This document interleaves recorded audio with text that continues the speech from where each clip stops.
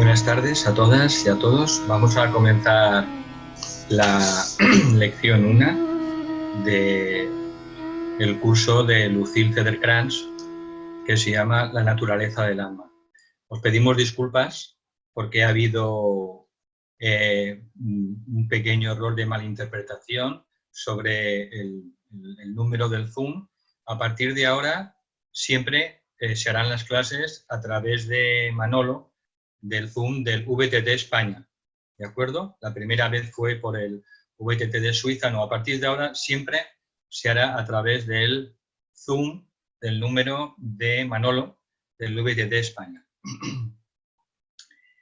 Antes de comenzar, me gustaría recordar que esta clase es un proyecto de grupo y quiero darle las gracias sobre todo a Rosa Pons, del grupo de Barcelona, porque ella es la que ha diseñado el PowerPoint y le estoy muy agradecido. Bueno, la idea es seguir la misma dinámica que en la clase anterior.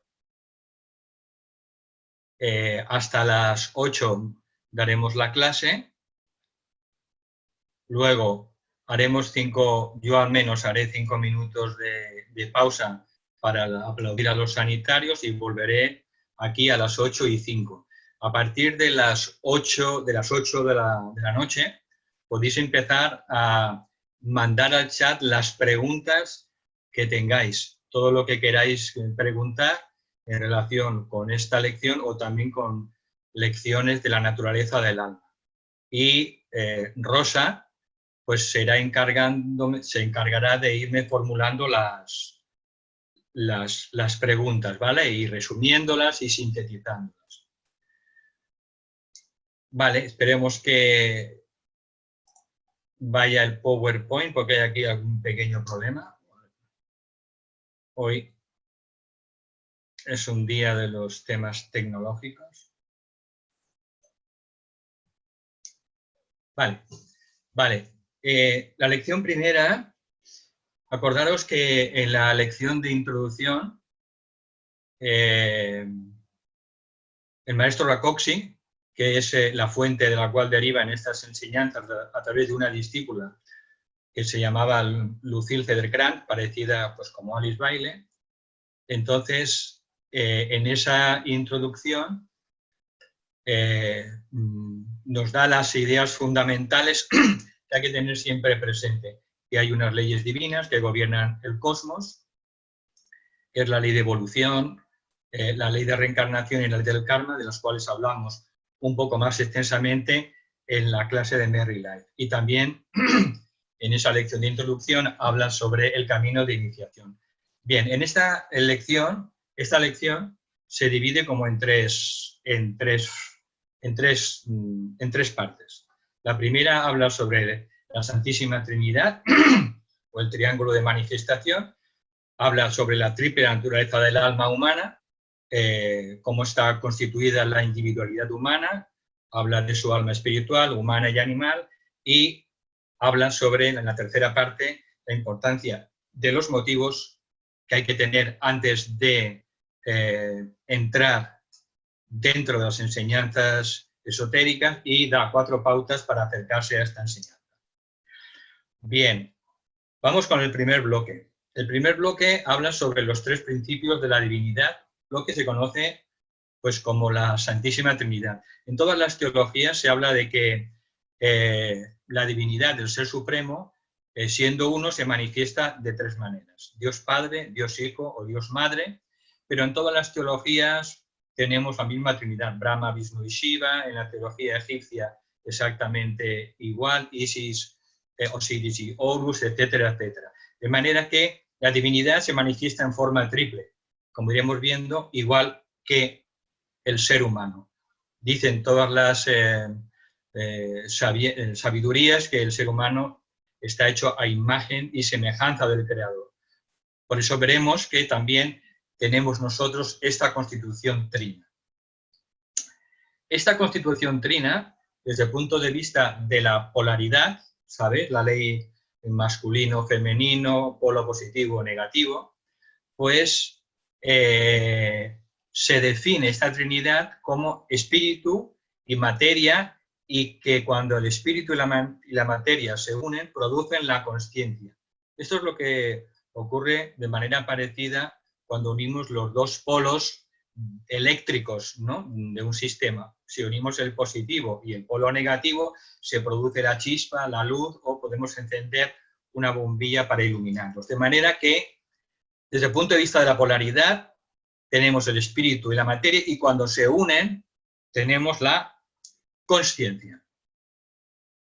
En el acercamiento ocultista, al polo positivo se le llama la voluntad divina.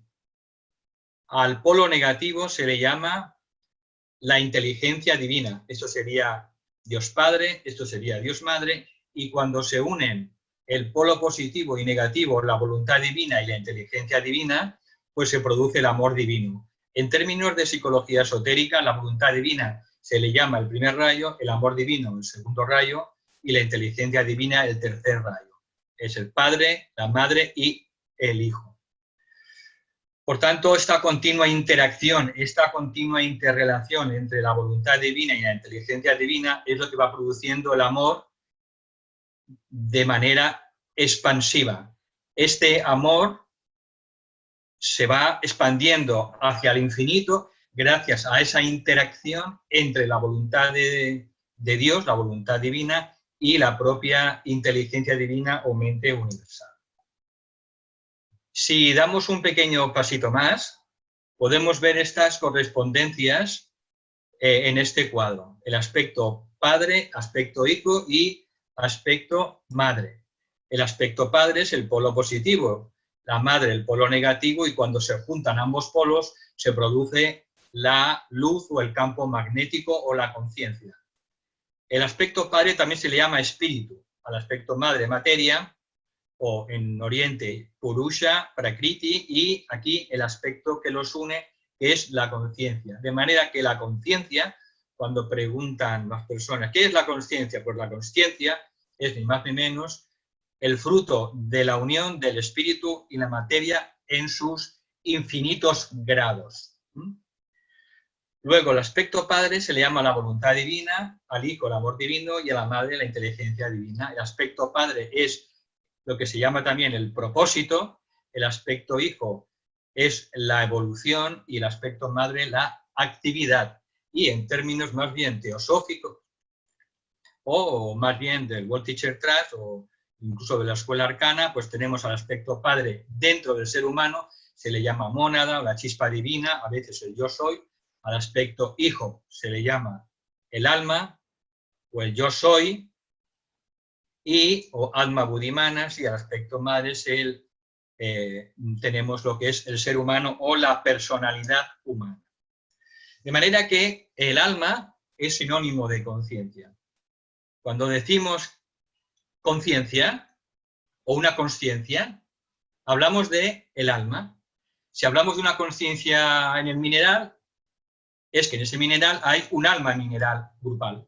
Si hablamos de una consciencia vegetal, pues en ese vegetal hay una conciencia y tiene un alma, que es el alma de ese vegetal grupal. Igual en los animales, tienen una conciencia, cada animal tiene un tipo de conciencia y también tiene un alma, excepto en los seres humanos que tienen la conciencia humana individualizada y tenemos nosotros un alma individual. Por tanto, al principio de la evolución humana, el alma humana es como un bebé.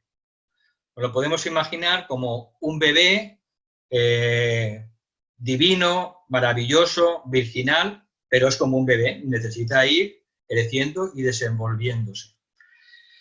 Cuando el alma humana comienza su evolución, pues es como un bebé a nivel espiritual, pero cuando el alma, ese hijo, niño, crece y evoluciona y desarrolla todo su potencial, entonces es lo que conocemos como el principio crístico o el principio de Cristo. Es el alma desarrollada y que ha desenvuelto todo su potencial. Una de las claves que da el maestro Rákóczi, dice que para desarrollar, todos tenemos que intentar desarrollar en el camino ocultista esa conciencia, esa percepción para ir entrando detrás de las formas o apariencias. Toda forma que vemos es un símbolo de una realidad con mayúsculas. Y la manera de entrar en ese mundo sutil de significados, de realidades más allá de estas formas ilusorias que ven nada más los 5 sentidos, pues dice que la manera más fácil de ir entrando en ese mundo oculto, ese mundo de la realidad con mayúsculas, es que veamos en cada forma o apariencia que nos encontramos en la vida, que veamos que esa forma tiene esos 3 principios de la divinidad. De manera que un gato tiene un propósito, tiene una conciencia y tiene una apariencia determinada. Una secuoya de California de 100 metros de altura. Esa secuoya tiene un propósito detrás, tiene una función dentro del universo, tiene una conciencia y tiene una apariencia determinada. Y lo mismo podemos decir de cualquier animal, de cualquier ser humano o un deva, un ángel. Un ángel determinado tiene siempre un propósito específico, tiene una conciencia relativa a ese ángel y tiene una apariencia determinada. De manera que lo que nos invita es a hacer un esfuerzo para darnos cuenta de que cuando en la vida cotidiana observamos cualquier forma, que hagamos un esfuerzo para entender que detrás de esa forma están los 3 principios divinos. Está la voluntad, está la conciencia y está la forma. El maestro tibetano lo dice de otra manera, dice vida, cualidad y apariencia. Pero lo importante para ir entrando en ese mundo oculto es intuir detrás de esa forma que vemos cuál es su propósito, cuál es su conciencia y cuál es su apariencia determinada. Bien, estos principios básicos luego podemos irlos también encontrando de muchas maneras, porque esa Trinidad es el principio de la manifestación. Todo lo que vemos en el universo visible e invisible contiene en su origen esa Trinidad. Y ese esfuerzo por intentar ver, intuir esa Trinidad en cada forma que vemos es lo que va desarrollando esa capacidad oculta para entrar en la realidad detrás de los símbolos y detrás de lo que ven los sentidos físicos. Por tanto, un ejemplo puede ser el principio del propósito, la voluntad, pues cuando hablamos de poder, cuando hablamos de luz o cuando hablamos de forma, cuando estamos hablando de la luz, de los guías de la luz espiritual, estamos haciendo referencia al segundo principio de la Trinidad, la luz, el Hijo, la conciencia, el alma. Y lo mismo podemos decir que existe una causa detrás de cada forma, de cada apariencia, de cada ser. Existe una causa, que es lo que hace que eso venga a la existencia. Existe un efecto, que es lo que vemos nosotros, y eso tiene un significado. Cuando se dice en ocultismo que tenemos que ir del mundo de los sentidos al mundo de los significados, nos dicen que tenemos que ir en primer lugar al mundo de los significados. ¿Qué es? Al mundo del alma. Porque lo otro todavía nos queda muy lejos. Por tanto, el siguiente paso para la humanidad que está en el camino espiritual, para los millones de hombres y mujeres, pues está ir poco a poco entrando en ese mundo de los significados, que es el mundo de la luz, el mundo del alma. Entonces, una vez que hemos visto esto, podemos entender ya un poco mejor qué significa en realidad nuestro planeta, el logos planetario, lo que se llama en biología Gaia. Bueno, el alma del logos planetario de nuestro planeta, el ser en el que vivimos, nos movemos y tenemos nuestro ser, pues es una conciencia que ocupa todo el planeta y que esa conciencia se manifiesta a través de millones de formas.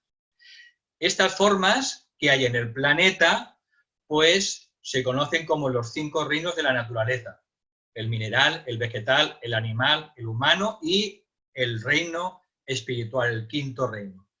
Y cada reino, a su vez, es un ser o una alma dentro de la conciencia del logos planetario. Cuando se dice que el logos planetario o su encarnación, el Sanat Kumara, es consciente de cualquier hoja que cae al suelo de cualquier árbol, está haciendo una afirmación esotérica. Y es que la conciencia del logos planetario de Sanat Kumara abarca todo el planeta y todos los reinos y todas las conciencias que habitan dentro de su círculo no se pasa, que es el planeta. Por tanto, dentro del reino humano podemos decir que cada alma individual es una célula dentro del alma de la humanidad. Los problemas que padece la humanidad es porque las almas humanas no se consideran parte de esa alma de la humanidad. No nos consideramos como células o átomos de esa alma de la humanidad. Si nos consideráramos de verdad células de esa gran alma de la humanidad, pues veríamos que casi la totalidad de los problemas que padece la humanidad, que tienen su origen en el espejismo de la separatividad, pues desaparecerían. Por tanto, es importante reflexionar a menudo sobre el alma de la humanidad y que nosotros somos una sola célula.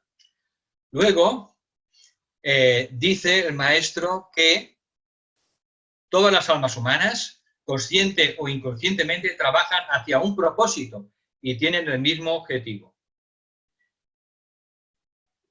Los seres humanos, pues que están poco evolucionados, las almas poco evolucionadas, que están todavía en la guardería y en los grados infantiles, pues no son conscientes de que trabajan para ese propósito, pero las personas que ya están en el camino espiritual, poco a poco van tomando conciencia de que existe un plan, de que Dios tiene un plan, tiene un propósito detrás de ese plan y que todo nos guía hacia el cumplimiento y el desarrollo de ese objetivo o propósito de Dios, que es el mayor bien para el mayor número. Por tanto, el alma humana al principio no es consciente de esa vida en la que vive y se mueve y tiene su ser. Y solamente a través de muchas encarnaciones, poco a poco el alma adquiere la conciencia de que forma parte del alma del reino humano y a su vez toma conciencia del alma del logos planetario, donde está el alma del reino humano. De manera que a medida que vamos adentrándonos dentro del mundo de los significados, nos damos cuenta de que no existe separación alguna. Igual que no existe, igual que una célula de mi hígado no puede decir que está separada de mi cuerpo, o una célula de los riñones no puede decir que está separada de mi cuerpo entero, lo mismo. Todas las almas son células esenciales de la humanidad, del reino humano. Y a su vez todo el reino humano forma parte del alma del logos planetario. Bien, ahora vamos al segundo bloque, que es la triple naturaleza del alma humana. El alma humana es la suma total de la conciencia individualizada, que es lo que llamamos ser humano. Pero el ser humano, cuando hacemos un estudio más profundo, podemos considerar que tiene 3 almas. El alma espiritual, el alma humana y el alma animal. Y tenemos que ver las correspondencias con las enseñanzas teosóficas o de Kumar o de Alice Bailey, porque es lo mismo, pero visto de otra manera. Bien, ¿qué es el alma espiritual en su propio plano? Pues el alma espiritual en su propio plano es nuestro aspecto de la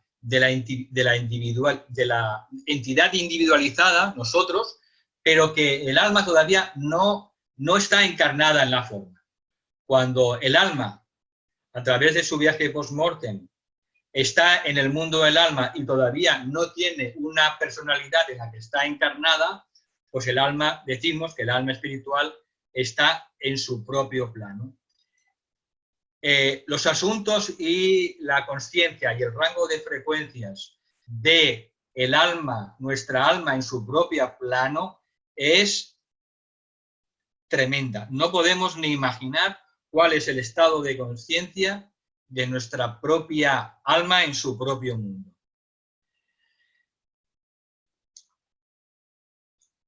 El tipo de conciencia que tiene nuestra alma espiritual en su propio mundo, antes de estar encarnada, es lo que se conoce como el estado de supraconsciencia.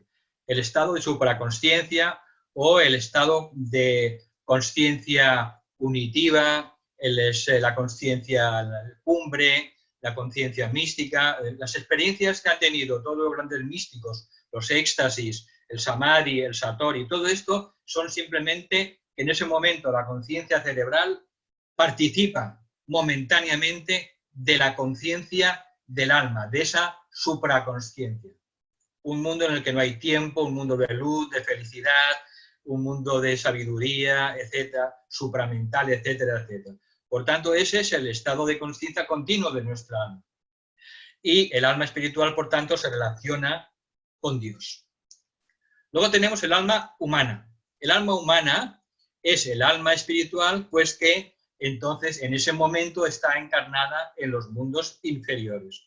Por tanto, esa entidad individualizada, nosotros nos identificamos con la forma, con la personalidad. Y al principio nos identificamos solo con la personalidad. Nos creemos que somos la personalidad y no tenemos conciencia ni la intuimos de que somos un alma. Y con el paso de las vidas, el alma humana se identifica poco a poco con el alma espiritual, con nuestra propia alma en su propio mundo, y finalmente en los estadios avanzados del sendero del discipulado, la personalidad se fusiona con el alma. La personalidad es absorbida completamente por el alma. Y esto sucede pues a partir de la tercera iniciación, en la cuarta, y entonces en esa etapa el ser humano se convierte en un alma conscientemente encarnada. Ahora mismo la mayoría de los seres humanos tenemos la conciencia dividida. Nosotros, como alma espiritual en nuestro propio mundo, sabemos quiénes somos. Sabemos que somos hijos e hijas de Dios y que somos seres divinos e inmortales. Pero aquí abajo, como alma encarnada en una personalidad, pues no tenemos conciencia de quiénes somos arriba. Por tanto, nuestra alma arriba es consciente de quién es, pero nosotros aquí, como alma encarnada, no recordamos quiénes somos. Por eso hay que llevar a cabo ese puente entre la personalidad y el alma, que es lo que se llama el antakarana o el puente del arco iris. Entonces, cuando eso se logra en los estadios más avanzados del discipulado, entonces el alma que somos en nuestro propio plano sabe aquí abajo que es una personalidad que lleva dentro de sí esa porción del alma, de manera que el ser humano se conoce arriba finalmente y simultáneamente se conoce aquí abajo. Esto es lo que se llama convertirse en un alma conscientemente encarnada. Ahora somos almas que no somos conscientemente encarnadas. El objetivo es ser almas que seamos conscientes de lo que somos arriba y lo que somos aquí abajo.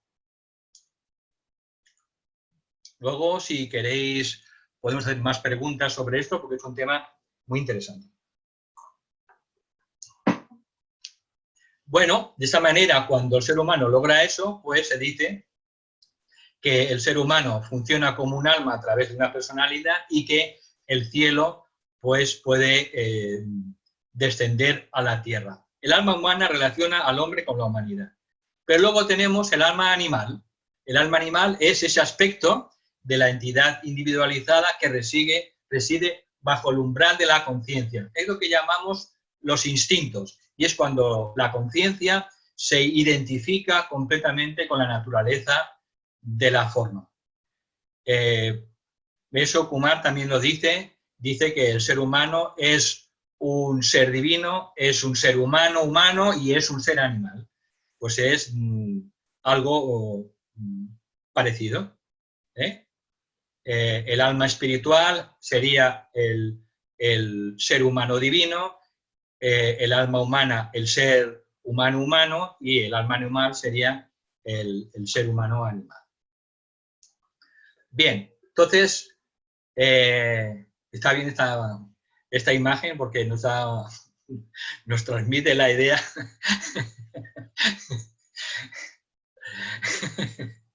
de que, aunque somos humanos, pero a veces nuestra alma animal predomina y cuando predomina, pues en las determinadas reacciones animales, pues vemos nuestra conexión con el alma, con el reino animal. Bien, ahora vamos ya al tercer bloque que dice la cuestión de los motivos y las 4 pautas para acercarse a esta enseñanza. Bien, dice que sobre todo nos preguntemos antes de continuar estas lecciones, que son 40 lecciones, y vuelvo a repetir, según el maestro Rákosio, el conde Saint-Germain, pueden permitir, cuando se siguen sinceramente, transformar a un aspirante en discípulo o discípula aprobacionista y a una discípula aprobacionista en una discípula aceptada conscientemente en el ashram de un maestro, pues dice, antes de seguir, pregúntate sobre todo por tus motivaciones. Si tienes algún motivo egoísta o pretendes con estas enseñanzas pues beneficiarte o lograr alguna cosa para ti, lo dice rotundamente, es mejor que no sigas. Es mejor que no sigas porque tendrás problemas. Entonces dice que el único motivo para adentrarse en estas enseñanzas, como en todas las enseñanzas serias, es el poder ser cada vez más útiles a los demás, poder ayudar y servir a los demás. Y dice que esa es la verdadera protección. La verdadera protección es tener unos motivos puros, continuar en ese camino, escuadriñando nuestros motivos de vez en cuando para ver si tenemos algún motivo personal egoísta, si perseguimos algo para nosotros de manera egoísta o si la única finalidad es ser más útiles a los demás. ¿Por qué? Porque dice que a medida que el aspirante o el probacionista empieza a escalar poco a poco el sendero de iniciación, él tomará contacto con energías muy poderosas, energías de fuego, energías ígneas, y que si albergamos algún propósito egoísta, pues podemos tener importantes problemas. ¿Qué es mejor? Nada, tomárselo con tranquilidad, que esperemos y que cuando nos aseguremos que no tenemos ningún motivo egoísta, pues que entonces demos ese paso. Dice que sobre todo, que la nota clave de una discípula o discípulo en probación, y por supuesto aceptado, es la inofensividad. Esto concuerda con lo que Kumar nos ha enseñado siempre, con la ciencia del yoga, que es ahimsa, es el primer principio, y es ser inofensivos. Por tanto, si somos muy intensos a la hora de preguntarnos, si si ofendemos a los demás con nuestro pensamiento, si podemos ofender a los demás con nuestras emociones, con nuestras palabras o con nuestros actos, pues que enseguida hagamos la corrección oportuna. Por tanto, la da como la clave principal, la inofensividad. Y luego, ya para terminar, pues da 4 reglas a seguir en el sendero que nos van a ayudar a ir caminando con paso firme. Dice, primero, mente abierta. Esto, como sabéis, es uno de los principios de la escalera de oro. Significa que tengamos la mente abierta, reconociendo que somos aprendices de la verdad y de la sabiduría y que puede haber muchas cosas todavía que no comprendemos y que con el paso del tiempo lo haremos. Y esto nos pasa a todos. Cuando leemos un libro profundo como La Doctrina Secreta o como cualquier libro de Alice Bailey o incluso los de Lucille Feder-Krantz, entendemos cuando lo leemos por primera vez, pues a lo mejor entendemos un 20%, pero al cabo de 1, 2 o 3 años, cuando lo volvemos a leer ese pasaje, entendemos un 40%. Y al cabo de 4 o 5 años, le releemos el pasaje y volvemos a entender un 60%. ¿Qué significa? Pues que nuestra mente también se va abriendo, la intuición la va penetrando, la luz del alma va penetrando en esta mente concreta, y por eso que mantengamos esa mente abierta, que nos veamos como aprendices, sencillamente, somos aprendices y que estamos en un proceso de aprendizaje continuo. Luego dice la segunda regla, acepta solo aquello que comprendas. Es decir, nos invita a que no aceptemos aquello que no comprendemos con nuestra mente y con nuestro corazón. Y que simplemente si hay algo que no nos resuena en nuestra mente y en nuestro corazón, bueno, que lo dejemos de lado, que seamos indiferentes, que si lo dejemos de lado, que lo aparquemos y que sigamos adelante y que solo nos quedemos con aquellas cosas que realmente nosotros sentimos de verdad, resonamos con esas cosas en nuestra mente y en nuestro corazón. No tenemos que aceptar nada porque lo haya dicho alguna autoridad o una discípula o un iniciado. No. Tenemos que aceptar simplemente lo que nuestro corazón y nuestra mente nos diga que eso es cierto. Y lo que no podamos aceptar, simplemente no lo rechacemos, dejémoslo ahí y ya aparcado, ¿vale? Luego, nos dice en la tercera regla que no consideres aquello que no puedes aceptar como falso. Hay muchas cosas cuando entramos dentro del camino de la sabiduría, pues que, bueno, pues que no nos resuena, pero no quiere decir que eso sea falso. Simplemente que de momento, pues no lo podemos comprender, pues como hemos dicho en el punto anterior, lo aparcamos y nos quedamos pues tan a gusto. Aparcamos eso, pero no digamos que es falso, no, porque puede ser que dentro de unos años pues veamos que eso forma parte de una verdad que hacía muchos años o anteriormente no éramos capaces de captar. Y luego dice que nos hagamos receptivo y receptiva a las transferencias de conceptos. ¿Qué significa esto? Que cuando tomamos contacto con la verdad, esa verdad viene envuelta o disfrazada pues de conceptos, de palabras. Que la verdad como concepto y todas las verdades de la sabiduría vienen disfrazadas con palabras, como un chupa chup, pues está siempre envuelto pues con un papel que lo envuelve, un papel de celofán. De manera que no nos quedemos con las palabras. Dice sobre todo que tengamos esa mente abierta y que no nos quedemos con las palabras, porque las palabras verbales o escritas son ni más ni menos que símbolos de realidades elevadas y que por tanto no nos fijemos, no nos apeguemos al lenguaje, a una terminología, a una serie de palabras. Por eso es muy positivo leer la sabiduría desde muchos ángulos. Es bueno leer la sabiduría desde el punto de vista oriental de los Vedas, desde el punto de vista teosófico, desde el punto de vista de Alice Bailey, o desde el punto de vista de Rosa Cruz, o de los masones. ¿Por qué? Porque al final te das cuenta de que todos están diciendo lo mismo. Todos dicen Dios, pero uno le dice Alá, otro le llama Brahma, otro le dice etcétera, ¿vale? Por tanto, que tengamos una mente abierta, receptiva, y que lo importante son los conceptos de sabiduría, esa energía, pero no las palabras. Vale, esto es en síntesis lo que dice la lección 1. Volvemos a recordar que aconsejamos que las personas antes de esta clase, si es posible, si tienen tiempo y ganas, se lean o estudien la lección en su casa previamente. De ahí os podéis descargar de ese enlace el libro, ¿vale?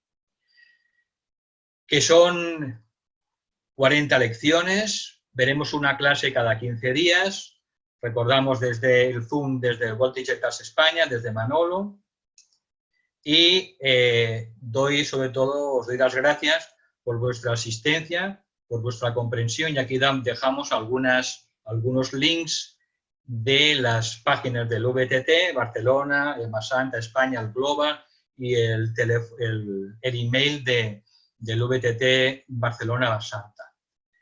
Y ya está, falta un minuto. Dejo de compartir pantalla. Vale. Falta un minuto para las 8. Os ruego que, por favor, las preguntas que tengáis sobre la lección o sobre las lecciones de este curso de la naturaleza del alma, las paséis por chat, porque Rosa Pons se encargará de recoger las preguntas, sintetizar las que sean parecidas, y después de las 8:05, después de los aplausos que yo voy a hacer, pues nos veremos a las 8:05. Que no aplauda o no tenga la costumbre, pues puede aprovechar pues, para ir al servicio, hacer pipí, beber agua, en fin, etcétera, etcétera. Tomarse una infusión, lo que queráis. Vale, pues entonces nos vemos a las 8:05. Venga, hasta ahora.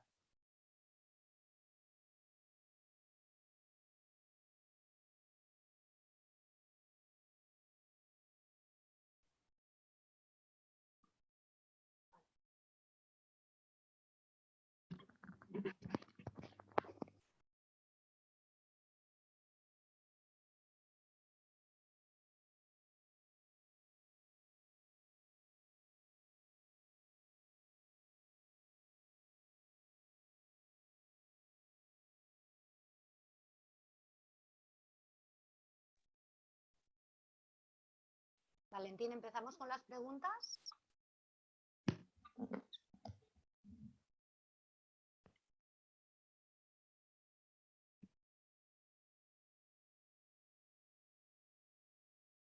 Mar, no sento. No sento.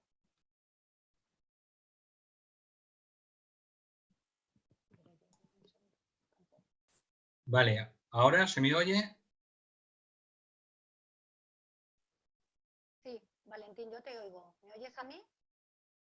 Te oigo muy flojo, ¿eh? Muy flojito.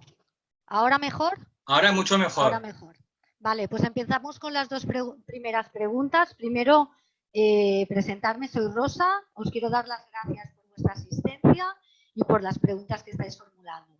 Las dos primeras preguntas las plantea Ariadna y nos dice, aunque a partir del estudio y ampliación de conciencia sepamos mentalmente que somos alma, eso no significa que el alma sea un alma conscientemente encarnada.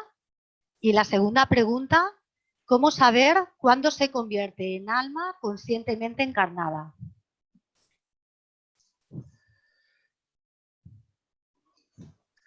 Vale. El objetivo de la vida espiritual es ni más ni menos, convertirnos en almas conscientemente encarnadas.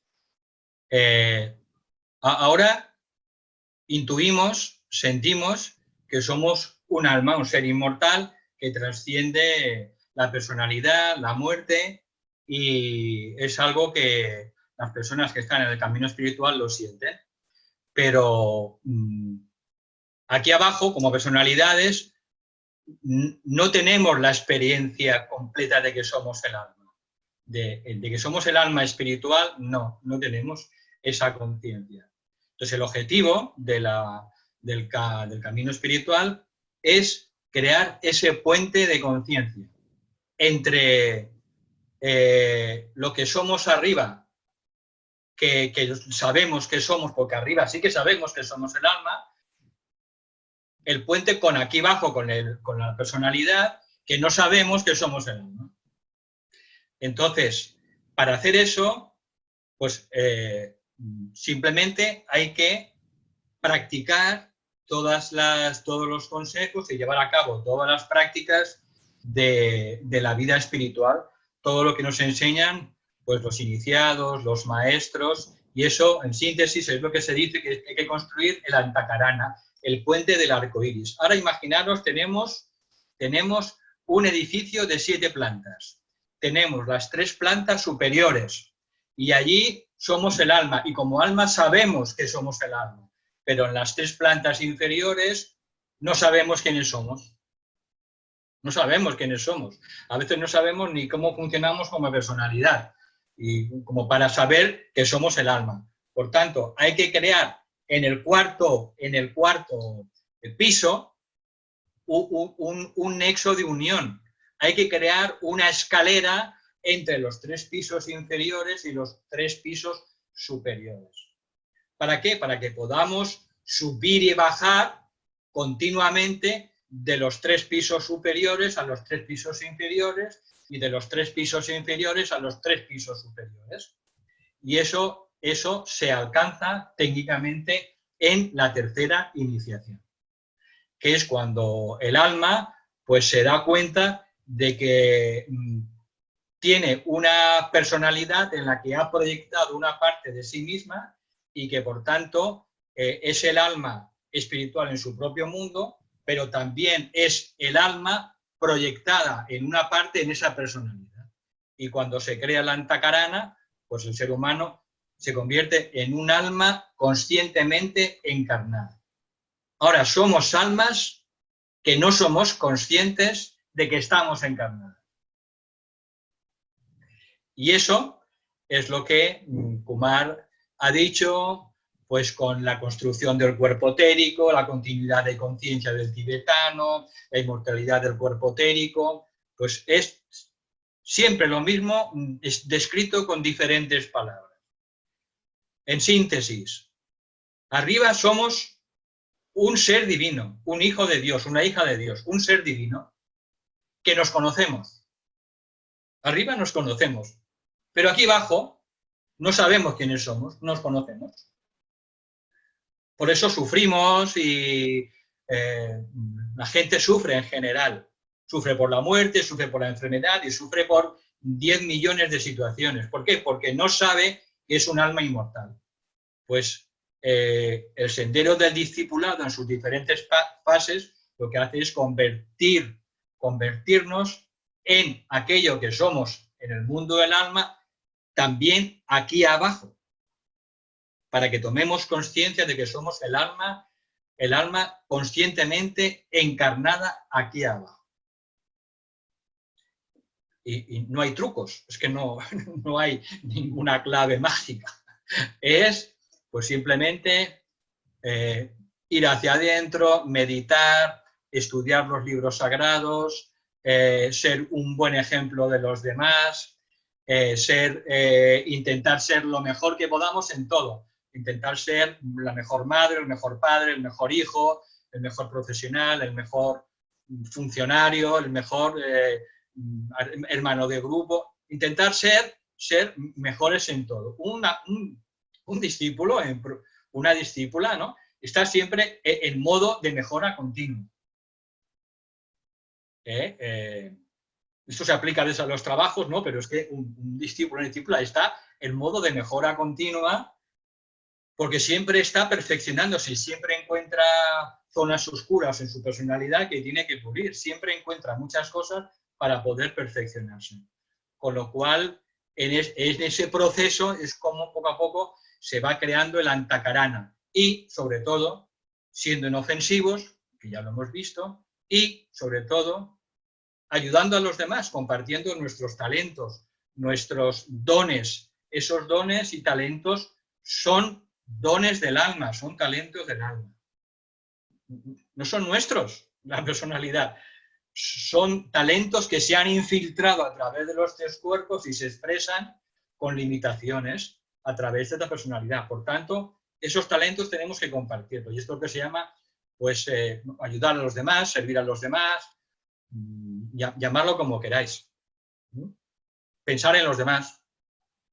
Y así, un día, pues poco a poco, se produce la fusión total de lo que somos como alma espiritual con el alma humana, que ha trabajado ya el alma animal, la ha absorbido y finalmente el alma humana y el alma animal unidas se funden con el alma espiritual, lo que somos arriba.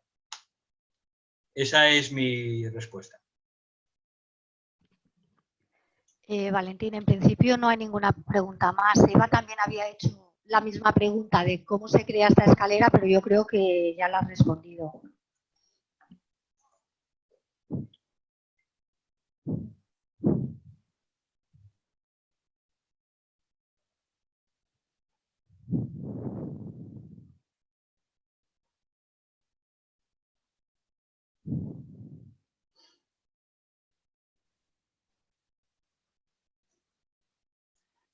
Si hay alguien que se anima, bien, y si no, pues cerramos el chiringuito.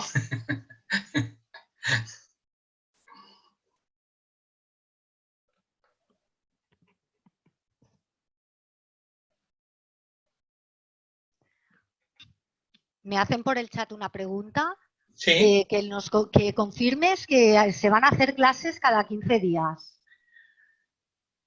Bueno, se van a hacer clases cada 15 días, ese es mi compromiso, si hay gente interesada, claro. Si estoy yo un día solo con el propio Zoom mirándome a la cámara, pues no se hagan clases. Mientras haya gente interesada, yo con infinito agradecimiento y alegría y placer, pues compartiré lo que yo voy aprendiendo y lo comparto porque a mí me está sirviendo mucho.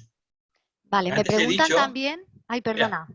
Antes he dicho que es importante para abrir la mente no solo leer, no solo estudiar las enseñanzas esotéricas desde un único prisma, sino a acostumbrarse a ver que todas las corrientes esotéricas serias, todas vienen, aunque son distintas o ligeramente distintas en la forma, todos vienen de la misma fuente, y la misma fuente es la jerarquía.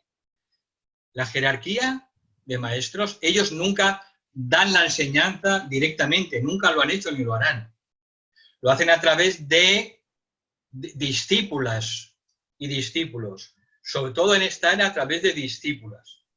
Entonces la jerarquía comenzó a dar esta oleada de sabiduría a través de Blavatsky a finales del siglo XIX, luego a través de Alice Bailey durante 30 años, del 29 al 49, luego a través también de Elena Roerich y posteriormente la dio a través de una discípula norteamericana que la conocen en su casa prácticamente porque muy poca gente la conoce, pero la gente que ha estudiado Alice Bailey sí que al final reconoce que tiene la misma fuente de inspiración, solo con una ligera diferencia, que es que la enseñanza del tibetano terminó en 1949. Y la revelación que produjo la jerarquía a través de, sobre todo, el maestro Rakoczy, pues acabó pues a finales de los 80. Con lo cual hay información más actualizada, información nueva y sobre todo la enseñanza que transmitió Lucille Cedercrans está matizada por el séptimo rayo de orden o magia ceremonial. Está matizado por el séptimo rayo y que es el rayo que va a tener la mayor importancia en nuestra nueva era. Como sabéis, claro, el maestro Saint Germain es el maestro no solo del séptimo rayo, es el Mahashohan. El Mahashohan, que es el maestro del tercer departamento, es el maestro Rakoczy que gobierna los rayos 3, 4, 5, 6 y 7. Es el señor de la civilización, con lo cual hoy en día es el que más trabajo tiene y el que más maestros está moviendo, porque justamente a medida que esta civilización ya caduca, se está cayendo a trozos, pues hay que levantar la nueva civilización de la era de Acuario. Entonces, todos nuestros esfuerzos tienen que estar puestos para crear nuevas estructuras en todas las áreas de actividad humana, política, educación, medicina, arte, economía, en todo, filosofía, religión, en todo. Y eso lo tienen que hacer las personas que sientan la inspiración de crear un nuevo mundo mejor, más solidario, más humano, y eso es la tarea en la que estamos todos comprometidos, cada uno y cada una en su propio sector de servicio. Nosotros no podemos llegar a todo y servir en todos los campos de actividad, es imposible. Nosotros normalmente servimos en un campo de actividad esencialmente y de acuerdo al rayo de nuestra alma. El campo de servicio está bajo la dirección del rayo de nuestra alma. Por eso es importante conocerse a sí misma y a sí mismo. Lo que llama el tibetano, conocer nuestros 5 rayos, nuestro equipo, conocer el rayo del alma, el rayo de la personalidad, el rayo de la mente, de las emociones y del cuerpo físico. Y conocer esos 5 rayos es fundamental para saber en qué campo de servicio tenemos que transmitir y poner nuestro grano de arena. Dime, Rosa. También nos preguntan la metodología de estudio para seguir las clases. Preguntan que si hacemos clase cada 15 días, si se deben leer un capítulo cada semana para poder tener la visión conjunta. Bueno, vamos a ver. Lo ideal es que cada lección de las 40 del curso de la naturaleza del alma, previamente la hayamos leído nosotros. Eso es lo ideal. Lo ideal, por tanto, sería que antes de que nos veamos dentro de 2 semanas, podáis leer, mejor estudiar. Claro, una cosa es leer una lección y otra cosa es estudiar. Estudiar significa releer, subrayar, pensar, reflexionar sobre algunas palabras, algunos términos. No es lo mismo leer que estudiar. Por tanto, se ruega, ¿no? Pues, que estudiemos esa lección antes de que nos veamos dentro de 15 días. Entonces, os descargáis el manual de las 40 lecciones y para antes de 15 días os leéis, os estudiáis la segunda lección. Como mínimo una vez. Como lo ideal es tener un ritmo, porque este curso trabaja con el séptimo rayo, es que si podéis, os leáis esa lección o la estudiéis al menos 2 veces.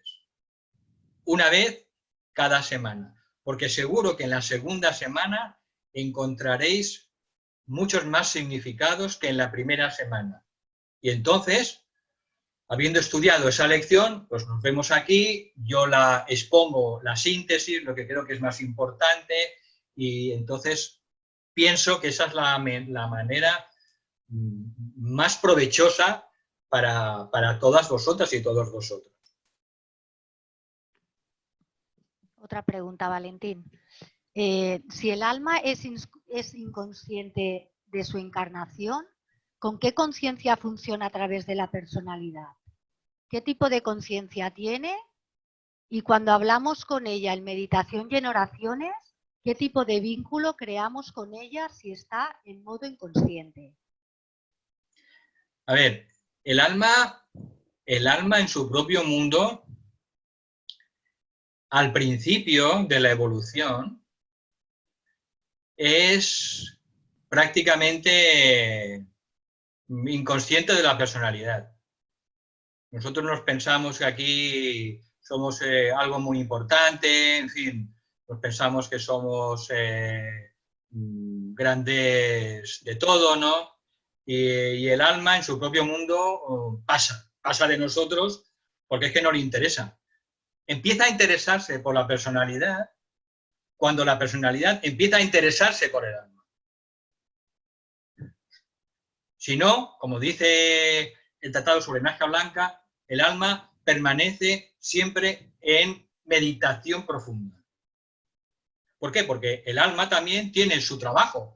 El alma espiritual en su propio mundo, pues participa de aprendizajes y crecimiento dentro del mundo de las almas, dentro del ashram de los maestros, intuye los planes de Dios. Es decir, que el alma tiene su propio proceso de crecimiento, aunque esté años luz de nosotros, de la personalidad, pero ella sigue creciendo. Con lo cual, no le presta atención al principio, solo cuando la personalidad empieza a interesarse por el alma. Entonces, se dice que el alma empieza a mirar un poco a esa pobre personalidad que empieza a despertar, y entonces es cuando ella empieza, pues débilmente, pues empieza a participar en ese proceso de construcción del antakarana. El antakarana, entre la personalidad y el alma, se produce en ambas direcciones. La personalidad tiene que dar el primer paso, y cuando empieza la construcción del antakarana hacia el alma empieza a tejer ese hilo del antakarana desde su mundo hacia la personalidad, hasta que en una encarnación en el discipulado, esos dos hilos, uno que sube y otro que baja, al final se juntan y se entrelaza completamente ese hilo, que es el hilo del antakarana. A partir de ahí ya hay comunicación telefónica y por vídeo. Me refiero que la comunicación es... Ahora no tenemos ninguna comunicación, excepto la vida. Pero a partir de ese momento tenemos comunicación completa con el alma. Con lo cual la personalidad sabe lo que hace el alma, lo que piensa el alma, vive la conciencia del alma, y el alma también vive la conciencia de la personalidad, porque se han fusionado. Ya no hay separación entre el alma y la personalidad. Eso es lo que se llama el alma fusionada con la personalidad. Eso ocurre en la tercera iniciación. Y eso, pues, es un proceso largo, pero cuando el ser humano llega ya a la etapa espiritual del discipulado, sea como aspirante sincero o ya como discípulo o discípula en probación, pues eso experimenta una aceleración tremenda. Y esa aceleración en la era de Acuario va a ser el doble o el triple de rápida, gracias al séptimo rayo. Por eso, en esta era de Acuario hay una oportunidad que solo se da cada 25.000 años, porque el séptimo rayo lo que hace es unir lo más elevado con lo más denso. Une el espíritu con la materia, une el alma con la personalidad. Da la facilidad para eso.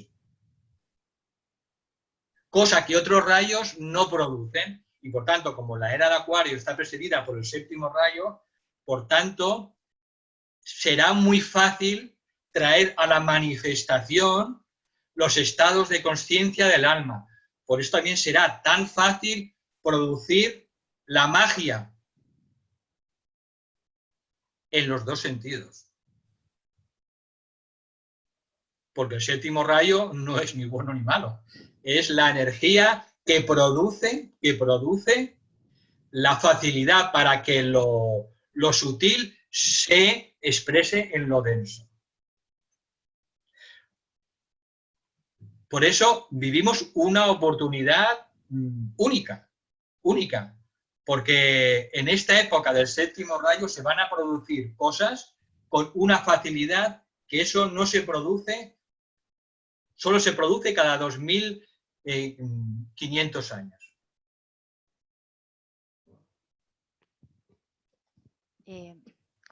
Agrupando preguntas de rayos, nos preguntan, ¿cómo sabemos cuáles son nuestros rayos? ¿Cómo se conocen los 5 rayos? Y Bel también pregunta, ¿qué te parecen los rayos que salen en la astrología de Huber? ¿Piensas que son correctos? Bueno, los rayos es un conocimiento intuitivo que lo tenemos que ganar por propio esfuerzo. Si nosotros tenemos esa intuición latente, la tenemos en estado potencial y tenemos que irla desarrollando a través de lo que conocemos, a través de la meditación, el estudio, el cultivo del carácter, pulirnos el carácter y servir a los demás. Entonces, a partir de ese esfuerzo continuo y de inofensividad, pues vamos desarrollando la intuición. Y poco a poco la intuición nos va guiando hacia el conocimiento de esos rayos. Esos conocimientos de los rayos, de los 5 rayos, puede ser intuitivo o puede ser pues, a través de la astrología esotérica, la astrología del alma. No es un conocimiento mental, aunque evidentemente ayuda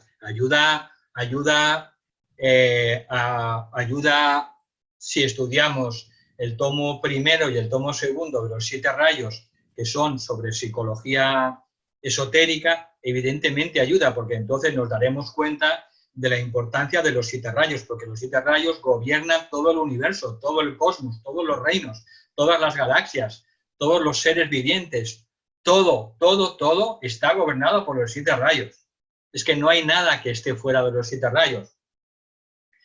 Por tanto, la propia sinceridad y el propio caminar en el sendero del discipulado, lo que nos va conduciendo poco a poco es ir a encontrando poco a poco el conocimiento de estos rayos. Lo más importante es conocer primero el rayo del alma y luego el rayo de la personalidad. Estas 40 lecciones de este curso dan muchas pistas sobre cuál puede ser el rayo de nuestra alma. Nuestra misión en la vida, nuestro trabajo, viene determinado por el rayo del alma. Por tanto, a lo largo de estas lecciones vamos a hablar de los rayos, pero bastante.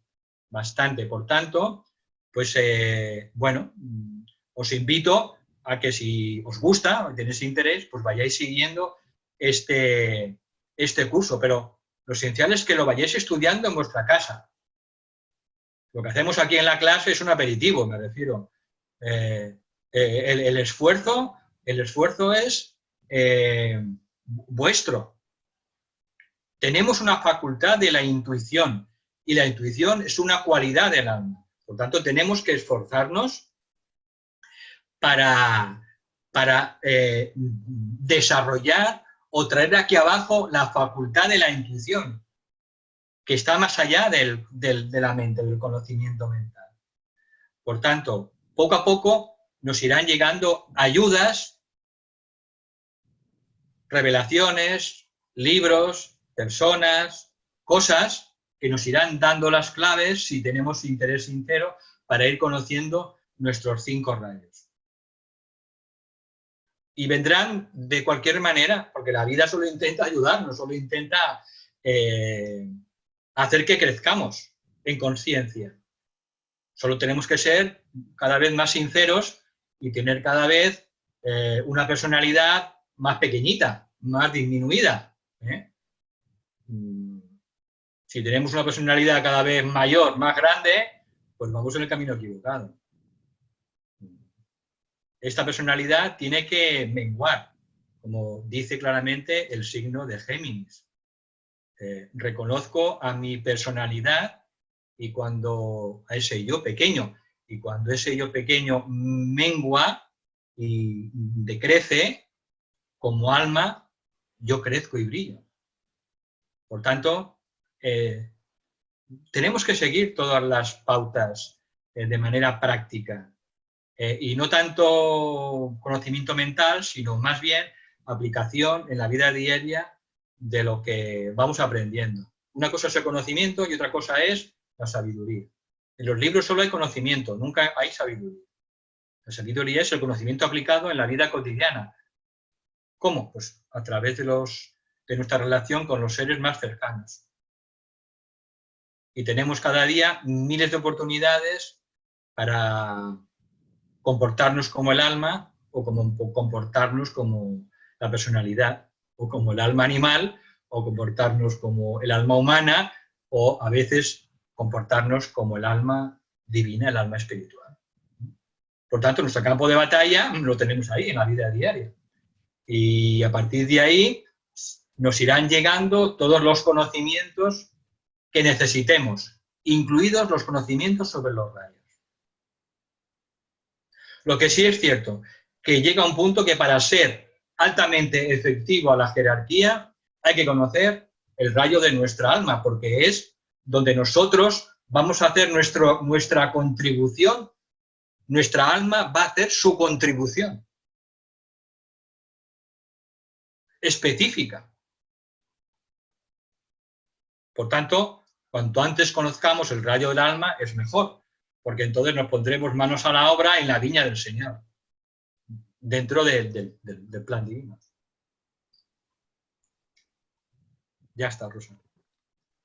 ¿En qué momento separamos alma y personalidad y por qué? ¿En qué momento separamos alma y personalidad? ¿Y por qué? No, es que no están separadas. El alma y la personalidad no están separadas. Es decir, si el alma se separara de la personalidad, automáticamente vendría la muerte. Porque el alma se ancla en la personalidad y en el cuerpo físico a través de dos anclajes, el hilo de vida en el corazón y el hilo de conciencia. Entonces, siempre estamos unidos al alma desde el punto de vista de la vida. Y en el momento en el que el alma retira el hilo de vida del corazón, el cuerpo muere y se descompone, se desintegra. Pero tenemos ese hilo de conciencia, por tanto, nunca estamos separados del alma. Pero tenemos que crear ese hilo de conciencia. ¿Por qué? Porque somos infantes todavía, somos niños pequeños, somos como bebés, y entonces tenemos que crecer hacia el estado adulto. Entonces simplemente pues tenemos que ir creciendo, y a medida que vayamos creciendo iremos construyendo ese hilo telefónico con el alma, pero nunca estamos separados del alma. Otra cosa es que la personalidad se crea separada del alma. De ahí vienen sus problemas. Cuando la personalidad ya está en el camino espiritual y sabe que su trabajo y su misión es permanecer el mayor tiempo posible en la consciencia del alma, como dice el tibetano, permanecer en nuestro ser espiritual, pues poco a poco el alma cada vez nos da más atención, y esa mayor atención hace que la personalidad también se sienta cada vez más acogida y arropada por el alma. De manera que es un proceso natural, no estamos separados el alma y la personalidad, pero hay que construir un puente de conciencia, que es el Antakarana, el puente del arco iris, pero siempre estamos unidos al alma. Es lo que se tiene que ver con lo que se llaman los átomos permanentes. Esos átomos permanentes siempre en todas las vidas son los mismos y que van creciendo también en conciencia y en evolución. Y el alma, después de cada encarnación, cuando muere, se los lleva a su propio mundo. Y cuando le toca encarnar, de nuevo los suelta de nuevo a los mundos inferiores para volver a encarnar. De manera que siempre, siempre el alma está unida con la personalidad. Siempre, desde el punto de vista de la vida. Pero, como niños, tenemos que empezar a crear el otro puente, que es el puente de unión, de conciencia con el alma, que es el puente de la Antakarana. Y cuando se logra, finalmente, el ser humano se convierte en un alma conscientemente encarnado. Sabe quién es arriba y sabe que es el alma aquí abajo.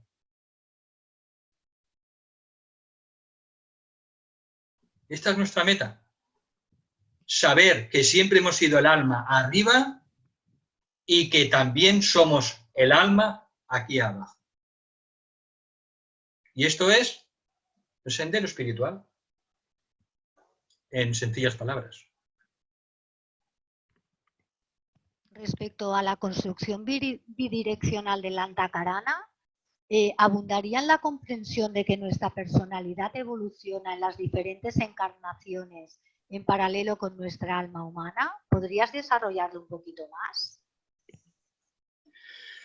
Bueno, vamos a ver. Nuestra alma evoluciona a través de las experiencias que le da a cada personalidad, a cada encarnación, después del proceso post-mortem. Una personalidad en X años de vida, en encarnación, tiene muchas experiencias. Entonces el alma, bueno, después de morir, absorbe esas experiencias y eso se transforma en sabiduría. Entonces, el alma va creciendo, va evolucionando, va en su cuerpo causal, va adquiriendo mayores virtudes, mayores talentos. Y eso es el alma. Pero también la personalidad, de alguna manera, también es como lleva ese fragmento del alma, pues también en vida tras vida va creciendo, va mejorando, va luchando. Entonces, sí que se puede decir que la personalidad también va evolucionando, pero recordando siempre que la personalidad es una construcción, una creación del alma para tener experiencias en los tres mundos. Etimológicamente, personalidad, como en la etimología es griega, significa máscara.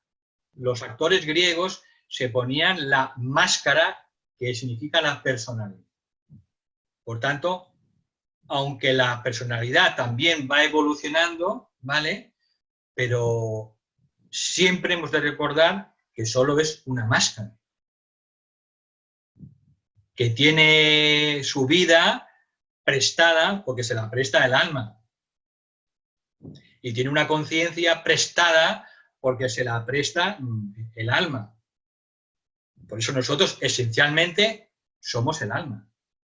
Como dice Teilhard de Chardin, dice, no somos seres humanos que intentamos ser seres espirituales, ¿no? Somos seres espirituales que atravesamos por una experiencia humana. Cuando tenemos ese enfoque, pues entonces es cuando se produce esa aceleración, ¿no?, en la evolución del ser humano, porque empezamos a identificarnos verdaderamente con lo que somos.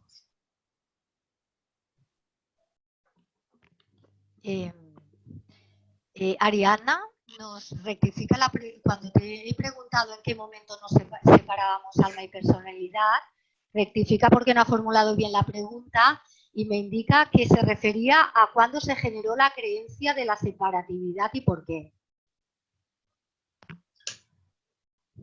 Bueno, la creencia de la separatividad forma parte de la evolución humana. Es decir, como el alma en sus primeros estadios de evolución no controla la personalidad, porque va a su bola la personalidad y no le presta atención, pues entonces el alma va tirando. Pero ese sentimiento de separatividad viene por el propio desarrollo evolutivo inherente a la propia materia, a los tres cuerpos del ser humano. Porque estos tres cuerpos de la personalidad tienen ese sentimiento de que son únicos, son distintos a los demás. Es una propiedad de la materia. Por tanto, cuando en los estadios ya más avanzados de la evolución el alma es capaz de hacer fuerza o tomar control sobre la personalidad, es cuando entonces la personalidad empieza a percibir que el mundo del alma, que es el mundo de la unidad, no de la separatividad. Entonces, cuando el alma, que siempre sabe que es una célula del alma de toda la humanidad, empieza a ejercer presión y la personalidad responde al alma, es cuando entonces definitivamente la personalidad toma conciencia de esa pequeña parte de la conciencia del alma, que no tiene ningún sentido ser separatista ni sentirnos separados de los demás, porque eso no es una realidad, eso es una ficción. Sentirse separado de los demás es una ficción mental que ha construido la propia personalidad. Cuando el alma influye tanto en la personalidad, finalmente la personalidad también se da cuenta de que el alma es una con todo el reino humano, con toda la humanidad. Por tanto, hay que ver esto como un proceso natural de evolución, y al principio el ser humano es profundamente egoísta, porque está polarizado a nivel físico, solo gimnasio, músculo, luego se polariza a nivel emocional, con el paso de las encarnaciones, y su lema es: en esta vida te llevarás tripa llena y nada más. Y ese es su lema. Tres cosas hay en la vida: salud, dinero y amor, ¿no? Y lo demás no existe. Pues esa es la polarización emocional, en la que está el 80% de la humanidad todavía. Pero está avanzando, está creciendo, está pasando de clase a clase. Luego está el grupo de personas intelectuales, mentales, idealistas, que estudian temas filosóficos y se preocupan por el mundo de los pensamientos. Y luego llegamos a las personalidades integradas, que son personas que ya funcionan, debido a la evolución, funcionan como un todo integrado. Estas son las más peligrosas. En este punto, ¿por qué? Porque es una personalidad física potente, emocionalmente consistente y controlada, mentalmente poderosa, y entonces la personalidad se cree que se puede comer el mundo y como el alma todavía no la controla, pues puede, debido a su poder, puede hacer 1000 fechorías. Y esto es lo que vemos muchas veces en grandes personajes públicos, que son personalidades integradas, que tienen mucho poder, pero que no responden todavía al alma. Pero eso es un paso nada más, es una clase. Eso también se supera y finalmente esa personalidad integrada llega un día en el que se da cuenta de que es el alma inmortal, el alma espiritual en su propio plano. Y cuando se da cuenta, la personalidad integrada cae de rodillas ante el alma. Cae de rodillas. Y dice la personalidad: hágase tu voluntad, no la mía. Y a partir de ahí el alma empieza a utilizar la personalidad. Y ya no veremos a un ser humano orgulloso, soberbio, egoísta, no, un ser humano entregado a ayudar a los demás, a compartir sus talentos. Por tanto, hoy en día en el mundo vemos muchas personalidades integradas que están poco a poco acercándose hacia el siguiente estado, que es el alma expresándose a través de la personalidad. Y bien, todo es un proceso natural y somos muchas almas y todas estamos en diferentes clases del gran colegio del planeta y hay que ver las cosas de una manera natural. Lo importante es saber cada uno dónde está y cuál es mi siguiente paso a dar. Esa es la pregunta del millón. ¿Yo dónde estoy? ¿Y cuál es mi siguiente paso a dar? Y ese debe ser nuestro objetivo. Y depende de nuestra polarización, sea física, emocional, mental o de personalidad integrada, pues veremos cuál es nuestro siguiente paso. Muchas gracias, Valentín. Esta era la última pregunta. Vale, pues os doy las gracias, infinitas gracias, y lo dejamos aquí hasta dentro de 15 días. Os he mandado un pequeño regalo, os he mandado el PowerPoint, bueno, el PDF de la presentación, ¿vale? Supongo que os habrá llegado, y si no, pues lo colgaremos en el World Teacher Class. Muchísimas gracias.